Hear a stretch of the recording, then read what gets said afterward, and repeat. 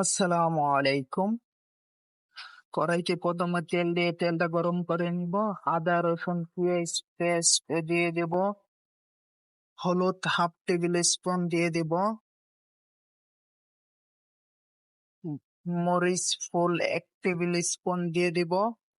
আমাদের হাতে বানানো গরম মশলা দিয়ে দেব। ভাজা জিরা দিয়ে দেব। মশলাটা ভালো করে কষিয়ে নিব। কষানোর পর আমরা দেশি মুরগি তার মধ্যে দিয়ে দেব।